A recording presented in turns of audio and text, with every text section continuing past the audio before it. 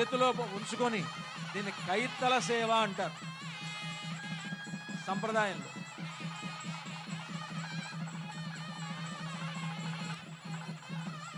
కైత్తల సేవ అంటే అర్చక స్వాములు చేతిలో పట్టుకొని చూపించడం. కైత్తలై, కైత్తల అంటే కై అంటే చెయ్యి అని అర్థం. కైత్తల సేవ అంటే చేతి పైన ఉంచుకొని అర్చక స్వాములు మనందరికీ కూడా దర్శింపజేస్తున్నారు. అదుగో తూర్పు వైపు నుండి ప్రదక్షిణంగా అమ్మవారు అలాగ దక్షిణం వైపు నుండి అలాగ పశ్చిమం వైపుకు, పశ్చిమం నుండి ఉత్తరం వైపుకు వెళ్ళి మళ్ళీ తూర్పుకి వచ్చి ఉండి స్వామివారికి అభిముఖంగా కూర్చుంటారు. దీనికే శ్రీయోద్వాహము అని పేరు. కళ్యాణం ఒక భద్రాచలంలో జరిగేటువంటి సీతారాముల కళ్యాణంలో సంవత్సరానికి ఒకమారు మాత్రమే ఈ విధంగా సీతమ్మ వారు ఎదురుగా ఉండి కళ్యాణాన్ని స్వీకరిస్తారు. 360 రోజులు స్వామివారికి నిత్య కళ్యాణం జరుగుతుంది. అయినా సీతమ్మ వారు పక్కనే ఉండి కళ్యాణం స్వీకరిస్తారు ప్రతిరోజు కూడా. కానీ ఒక శ్రీరామనవమి నాడు మాత్రమే ఈ విధంగా రాముల వారికి అభిముఖంగా ఉండి రాముల వారి ఎదురుగా కూర్చొని అందరి వలె ఆవిడ ఒక కళ్యాణాన్ని ఈనాడు స్వీకరిస్తుంది. ఇది నిజంగా గొప్ప సౌలభ్యం అంటారు. అర్చావతారమే గొప్ప సౌలభ్యం అయితే అర్చావతారంలో భక్త పరాధీన అర్చకాభిమతిత స్వీకుర్వతే విగ్రహం అంటారు. అర్చకాభిమతిత, అర్చకులు ఏ విధంగా అక్కడ సేవను చేస్తారో వారి యొక్క సేవను గ్రహిస్తారు స్వామివారు అమ్మవారు కూడా. ఇక్కడ రామచంద్రమూర్తి మామూలుగా ఆయన విభవావతారంగా ఉన్నప్పుడు ఆయన స్వతంత్రుడు. విభవావతారంగా అంటే రాముడుగా త్రేతాయుగంలో అవతరించినప్పుడు ఆయనకు స్వాతంత్ర్యం ఉంది. అదే ఇప్పుడు ఆయన అర్చావతారంగా ఉన్నాడు. భద్రాచలంలో భద్రాచల క్షేత్రంలో ఆయన ఒక అర్చామూర్తిగా విగ్రహ రూపంలో వేంచేసి ఉన్నాడు. ఇప్పుడు అర్చకులు ఏ విధంగా నడిపిస్తే ఆ విధంగా నడుచుకుంటాడనమాట. ఇప్పుడు అర్చకులు ఏం అవుతారు ఇక్కడ అంటే అర్చక స్వాములు ఒక సందర్భంలో తల్లి అవుతారు భగవంతుడికి, ఒక సందర్భంలో మంత్రి అవుతారు, ఒక సందర్భంలో వాళ్లే పుత్రులు అవుతారు, ఒక సందర్భంలో భార్య అవుతారు. ఒక అర్చకుడే ఇన్ని రకాల పాత్రలు పోషిస్తాడనంట. ఇది స్వామివారికి ఏమిటంటే ఆయన చేసేది అభిషేకం చేసేటప్పుడు తల్లి అవుతాడు, అలాగే ఆయనకు ఆరగింపు చేసేటప్పుడు భోజనం పెట్టేటప్పుడు తల్లి అవుతాడు, ఆయన ఊరేగింపు జరిగేటప్పుడు ఈ వీధిలో ఊరేగింపు జరగాలి, ఆ వీధిలోకి వెళ్ళాలి, ఈ వీధిలోకి వెళ్ళాలి అని నిర్దేశించేటువంటి వాడు అర్చక స్వామి కనుక మంత్రిగా ఉండి ఆ ఊరేగింపును నడిపిస్తారట అర్చక స్వామి. కనుక ఇక్కడ అర్చకాభిమతిత స్వీకుర్వతే, అర్చకాభిమతిత అర్చకులైనటువంటి వారు. అర్చకులంటే మీరంతా అనుకుంటారు అర్చకులు చేస్తున్నట్టుగా, అలా కాదండి. భక్త పరాధీన. అర్చకులంటే కేవలం వాళ్ళనే కాదు, వాళ్ళు ఒక రకంగా సేవ చేస్తున్నారు, మనం ఒక రకంగా సేవ చేస్తున్నాం. మనం చేసేది అర్చకత్వమే, వాళ్ళు చేసేది అర్చకత్వమే. అంతే తప్ప అర్చకులంటే వారు మాత్రమే అనుకోకండి. కాకపోతే వారికి అలాంటి ఒక యోగ్యతను భగవంతుడు కలుగజేశాడు, వాళ్ళు అలా ఉన్నారు.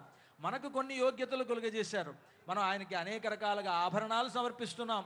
చూడండి, త్వరలో మనకు తెలంగాణ ప్రభుత్వం మన భద్రాచల క్షేత్రానికి 350 కోట్లు రిలీజ్ చేసి భద్రాచల క్షేత్రాన్ని అభివృద్ధి చేస్తోంది అని అంటే వాళ్ళు కూడా స్వామికి చేసేటువంటి అర్చకత్వమే అది. అంటే గవర్నమెంట్ మొత్తం తెలంగాణ రాష్ట్రం అంతా కూడా ఈనాడు రామ సేవలో తరిస్తోంది అంటే ఎంత గొప్ప విషయం అది. ఇదంతా కూడా అర్చకత్వమే, అంతా అర్చనే. ఒక్కొక్కళ్ళు ఒక్కొక్క రకమైనటువంటి అర్చన చేస్తారు. స్వామివారు ఇక్కడికి రావడానికంటే ముందు సంకీర్తనార్చన జరిగింది. వేద పండితులైనటువంటి వారు వేద మంత్రార్చన చేశారు. అర్చక స్వాములు అక్కడ వారికి నేరుగా స్వామివారికి పరిచర్యలు చేస్తున్నారు. అమ్మవారికి శ్రీయోద్వాహం అనేటువంటి కార్యక్రమంలో స్వామివారికి అభిముఖంగా సీతమ్మ వారిని వేంచేపు చేసి వెంటనే ఇప్పుడు మన కళ్యాణోత్సవాన్ని ప్రారంభించబోతూ ఉన్నారు అర్చక స్వాములు. అంతా కూడా సేవించండి. ఆ సీతమ్మ వారు ఆనాడు ఆ రాముడి కంటే కూడా ముందుగా వచ్చింది అని, దీనికి ఒక సందేహం మనకి రావచ్చు. రాముడి కంటే ముందే వచ్చింది అంటే రాముడి కంటే సీతమ్మ పెద్దదా అని సందేహం వస్తుంది మీకు. ఇలాంటి సందేహాలు రాకుండా ఉండడం కోసమని రాముడి కంటే ముందే ఆవిడ వచ్చినా రాముడు లోకంలో అవతరించిన తర్వాత తాను బయటికి కనిపించింది అన్నారు. అంటే బయటికి కనిపించడం ముఖ్యం, కానీ బయటికి రావడం కాదు ముఖ్యం. పై లోకం నుండి కింద లోకానికి వచ్చింది. జనక మహారాజు దున్నేటువంటి యజ్ఞభూమిలో చేరి రామచంద్రమూర్తి భూలోకానికి వచ్చిన తర్వాత జనక మహారాజు భూమిని దున్నుతున్నప్పుడు దున్నినప్పుడు ఆ భూమి నుండి ఆవిడ ఆవిర్భవించింది కనుక సీతమ్మ వారు ముందే వచ్చిందంటే అర్థం రాముడి కంటే ముందు పుట్టిందని అర్థం కాదు. రాముడు భూలోకంలో అవతరించిన తర్వాతే ఆవిడ వచ్చింది కనుక ఆ విధంగా అంటే ఆవిడ ముందు రావడంలో ఉద్దేశం ఏమిటంటే స్వామివారి కంటే ముందే ఒక సేవకురాలుగా తాను ఉంటుంది అని చెప్పడం దీంట్లో ఉద్దేశం. కనుక అలాంటి సీతమ్మ వారు ఇక్కడికి వేంచేసి ఉన్నారు. ఇది భూలోక వైకుంఠం. ఈనాడు మనకి జరిగేటువంటి ఈ కళ్యాణోత్సవం ఎంత గొప్పది అనంటే భూలోక వైకుంఠమైనటువంటి భద్రాచల క్షేత్రంలో జరుగుతున్నటువంటి ఒక గొప్ప కళ్యాణం. శ్రీరమ సీతగాగ నిజ సేవక బృందము వీర వైష్ణవాచార జనంబుగాగా విరజానిది గౌతమిగా వికుంఠమున్నారయ భద్రశైల శిఖరాగ్రముగాగ వసించు చేతనోద్ధారకుడైన విష్ణుడవు దాశరథి కరుణాపయోనిధి అంటూ రామదాసు గారు అంటారు.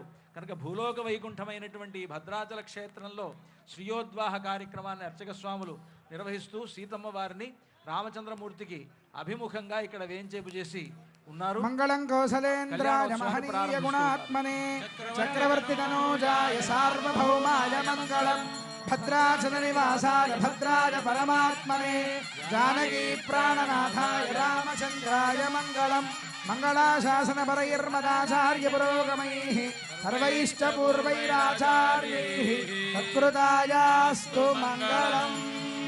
ఓంకార రామ గోవింద భక్త రామదాస వరద గోవింద. జై శ్రీరామ్ జై జై శ్రీరామ్. తతః కన్యావరణం కృత్వా అథ భగవదర్థం కన్యాం వృణీధ్వమిత్యష్టౌ శ్రీవైష్ణవాన్ ప్రేషయిత్వా దక్షిణతాంబూలాని దత్వా తాన్ విష్ణోర్నకం విష్ణోరరాటమసీతిత్వాభ్యాం మంత్రాభ్యాం కన్యాదాతృసమీపం గత్వా ఓం విష్ణోర్నకం వీర్యాణి ప్రవోచయ్యః పార్థివాని విమమే రజాగం శ్రియో అస్కభాగదుత్తరగం మానస్త్రేధోరుగాయో విష్ణోరరాటమసి విష్ణోః పృష్ఠమసి విష్ణోశ్చ ప్రేస్థో విష్ణోస్యూరసి విష్ణోర్ధ్రువమసి వైష్ణవమసి విష్ణవే త్వా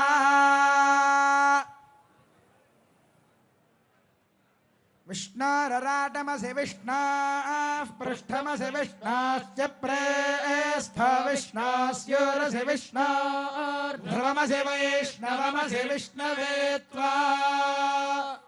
ఈ శ్రీయోద్వాహం జరిగిన తర్వాత అష్టౌ బ్రాహ్మణాన్ ప్రేషయిష్యే అని ఇక్కడ కళ్యాణ వాక్యం చెప్తున్నది.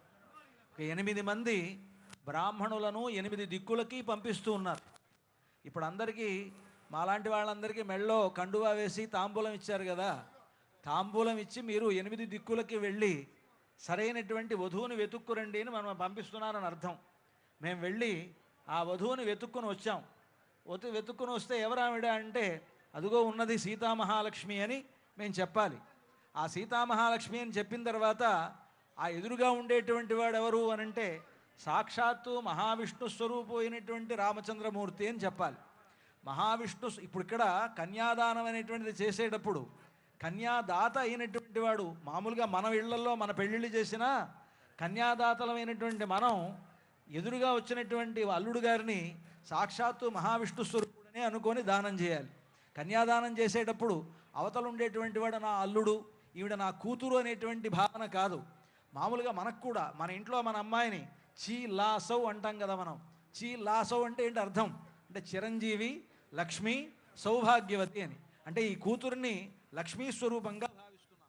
అవతల ఉండేటువంటి స్వామిని రామచంద్రమూర్తిని సాక్షాన్ మహావిష్ణు స్వరూపాయ వరాయ అని సంభావించాలి. అది మామూలుగా మన పెళ్ళిళ్ళలోనే ఇలా ఉంటే ఇక్కడ జరిగేది ఎవరిది కళ్యాణం అంటే జగదానందకారకుడైనటువంటి రామచంద్రమూర్తి ఆయన అలాంటి రామచంద్రమూర్తికి సీతా మహాలక్ష్మినిచ్చి వివాహం చేస్తున్నారు. దానికోసమని ఈ అష్టౌ బ్రాహ్మణాన్ ప్రేషయిష్యని 8 మంది బ్రాహ్మణులను 8 దిక్కులకి పంపించారు. వీళ్ళు వచ్చి 8 మంది బ్రాహ్మణులు కూడా చెప్తున్నారు ఈ ఫలాని సీతమ్మ ఉన్నది ఆవిడ ఈ గోత్రానికి చెందింది, ఫలాని రామచంద్రమూర్తి ఉన్నాడు ఆయన ఒక గోత్రానికి చెందినటువంటి వాడు, ఆయన గోత్రం ఫలానిది ఈవిడ గోత్రం ఇది అని చెప్తామన్నమాట. ఈ చెప్పినప్పుడు ఆ గోత్రానికి సంబంధించినటువంటి ఋషులకి సంబంధించినటువంటి ప్రవరలు ఇవన్నీ కూడా చెప్తాం. ఇక్కడ రామచంద్రమూర్తి యొక్క గోత్రం అచ్యుత గోత్రం, సీతమ్మ వారి యొక్క గోత్రం సౌభాగ్య గోత్రం. ఈ సీతమ్మ వారిని చెప్పేటప్పుడు చాలామంది అనుకుంటూ ఉంటారు, రామచంద్రమూర్తి రాజు కదండి, సీతమ్మ వారు కూడా రాజకుమార్తె కదండి, మరి వాళ్ళకి వర్మ అని చెప్పాలి కదా అని. కానీ భద్రాచలంలో ఆ రామచంద్రమూర్తిని శర్మగానే వర్ణిస్తారు.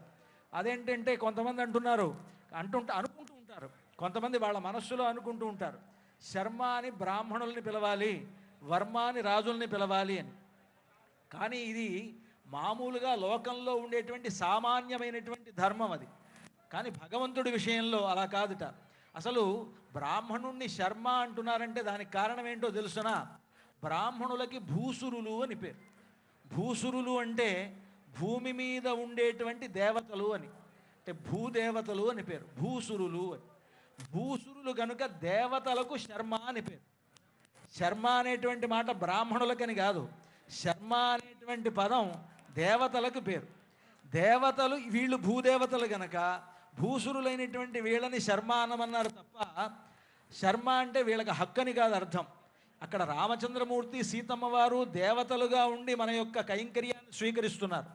రామచంద్రమూర్తిని సీతమ్మ వారిని దేవతలుగా భావిస్తేనే కదా మనం వారికి కైంకర్యం చేసేది. లేకపోతే ఎందుకు కైంకర్యం చేస్తాం? మామూలుగా ఎంతమంది రాజులు పరిపాలించలేదు, ఎంతమంది గొప్ప తేజస్సుతో వెలగలేదు లోకంలో. నిన్న మనం చెప్పుకున్నాం ఎదుర్కోలు ఉత్సవంలో, రామచంద్రమూర్తి వంశంలోనే రఘుమహారాజు అనేటువంటి వాడు పుట్టాడు. ఆయన కుబేరుడితో యుద్ధాన్ని ప్రకటించాడు. రామచంద్రమూర్తి తండ్రి దశరథ మహారాజు దేవతలకు కూడా యుద్ధాల్లో సహకరించాడన్నాం. అంత గొప్పవాళ్ళైనా వాళ్ళని మనం ఎవరం పూజించట్లా, రాముణ్ణి పూజిస్తున్నాం. కారణం ఏమిటంటే రామచంద్రమూర్తి దైవం కనుక, సాక్షాత్తు మహావిష్ణువే లోకంలో రామచంద్రమూర్తిగా అవతరించాడు కనుక ఆయనకు శర్మ అనేటువంటి పేరు. పరబ్రహ్మ శర్మణో నప్త్రే వ్యూహ వాసుదేవ శర్మణ పౌత్రాయ విభవ వాసుదేవ శర్మణ పుత్రాయ అంటూ రామచంద్రమూర్తిని శర్మగా భావిస్తాం. రాముడు ఎప్పుడైతే శర్మ అయ్యాడో సీతమ్మ వారు కూడా ఆ శర్మకు సంబంధించినటువంటి వంశమే అవుతుంది. ఆవిడ కూడా క్షీరార్ణవ శర్మణ పుత్రీం అంట. క్షీర సముద్రం యొక్క పుత్రిక ఆవిడ. అలాగే విశ్వంభర శర్మణో నప్త్రీం, విశ్వంభర శర్మ అనేటువంటి వాని యొక్క మునిమనవరాలు ఆవిడ. రత్నాకర శర్మణ పౌత్రీం,